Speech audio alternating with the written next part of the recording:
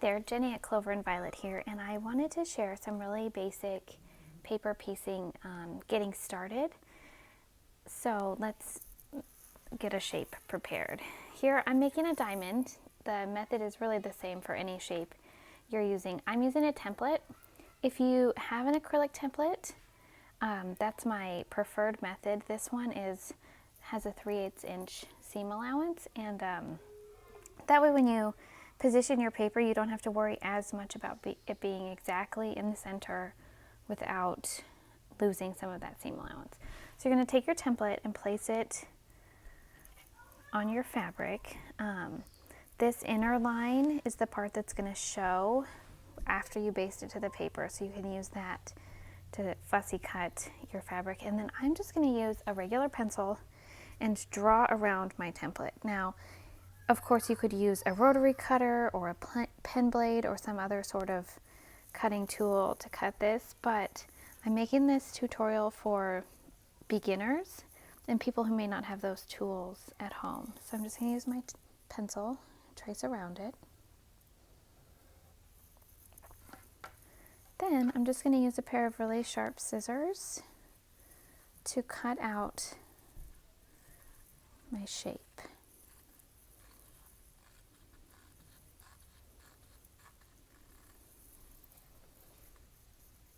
And again, this is where I like the 3/8 inch seam allowance templates, because if your cutting isn't exactly perfect, it doesn't matter nearly as much.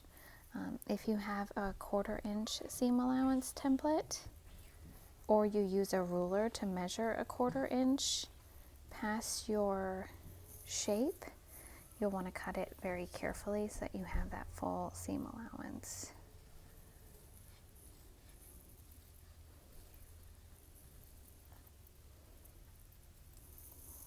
Right.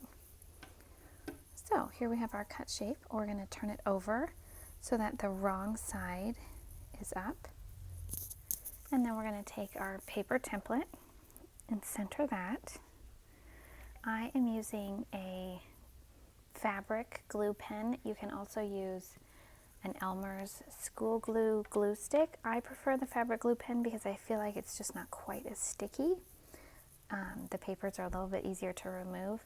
But either way, just make sure you don't use very much glue. So I'm going to start a little bit past the corner.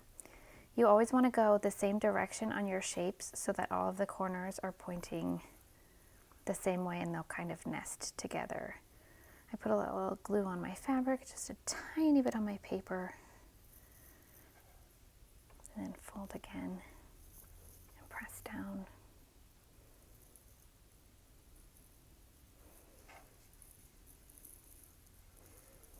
And then I always lift up my first corner so that when I finish my shape,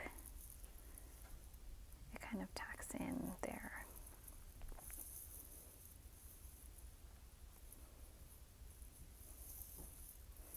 And there we have the back. So here we have 3 diamonds, and I'm going to sew these diamonds together to form a hexagon, like so.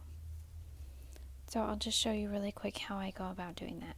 So first you're going to take your thread, and if you have any just plain beeswax, that's all this is, or any thread gloss or thread wax, you're just going to push your shape down and pull your thread through the wax. This will help it not to tangle as much and just make for a smoother sewing experience. So I'm using 50 weight thread here, and I'm just going to use a single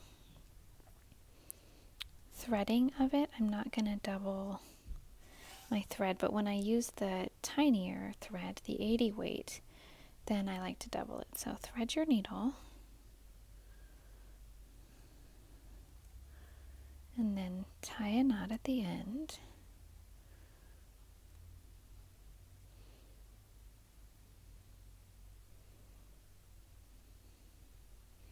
And then start with 2 shapes. So take your shapes right sides together, lining up the edge that you're going to sew. I'm going to sew this one right here. Line it up, and then if you have, this is just a name tag magnet.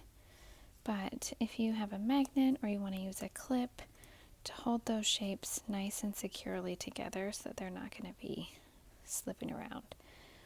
And then I'm just going to take my thread and I'm going to go from the corner towards the center so that I can join the next shape without having to get a new thread if I have enough left.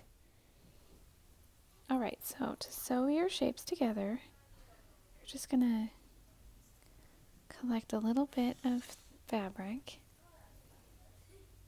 and then stitch it down tight in a whip stitch. So then poke through the very edge, just a small amount, and then pull out. You're just going to do this down the whole edge of your shape. Alright, so when you've reached the end, you're just going to take a second stitch in that end, and then I wrap my thread around 2 times and pull it through to make a little knot. Alright, so then we'll take our magnet off, and here are your 2 pieces sewn together. You can kind of see those little stitches right there, and then you'll take your next piece, line it up,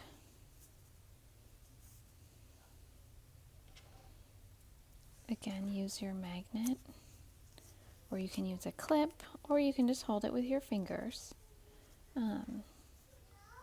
This time we're going to go out from the center. So we're just starting right next to where we finished. Pull your thread through. Again, I do 2 stitches at the first stitch, wrap my thread around twice, and make a little knot.